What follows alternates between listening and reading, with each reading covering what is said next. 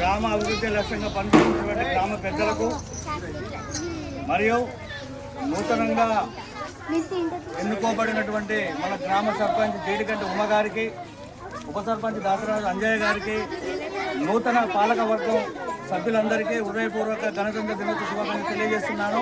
అలాగే గ్రామ సిబ్బందికి, మన గ్రామ సెక్రటరీ గారికి కూడా 77వ గణతంత్ర దినోత్సవ శుభాకాంక్షలు తెలియజేస్తున్నాను. మన స్వాతంత్రం వచ్చిన తర్వాత మనకు రాజ్యాంగం లేకుండే, మరి మనకు కూడా సర్వసత్తాక రాజ్యాంగం ఏర్పడాలంటే బాబు రాజేంద్ర ప్రసాద్, డాక్టర్ బిఆర్ అంబేద్కర్ గారు 280-380 మంది వరకు రాజ్యాంగాన్ని రచించి పలు దేశాల్లో విశ్లేషణగా చూసుకొని ఎక్కువ కాలం పాటు మనకు రాజ్యాంగాన్ని అందించాలనే సంకల్పంతో పట్టుదలతో రాజ్యాంగం నిర్మించారు.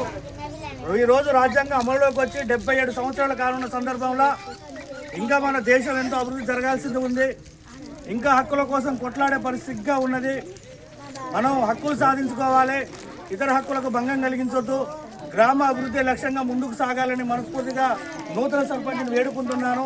ఇక్కడికి వచ్చిన గ్రామ పెద్దలందరూ కూడా, గ్రామ అభివృద్ధి కోసం కృషి చేసే పెద్దలందరూ కూడా మరి ఒకసారి పేరున హృదయపూర్వక నమస్కారాలు తెలియజేస్తూ నాకు అవకాశం ఇచ్చిన మన గ్రామ సెక్రటరీ గారికి, గ్రామ పెద్దలకు హృదయపూర్వక నమస్కారాలు చేసి ముగిస్తున్నాను. జై హింద్.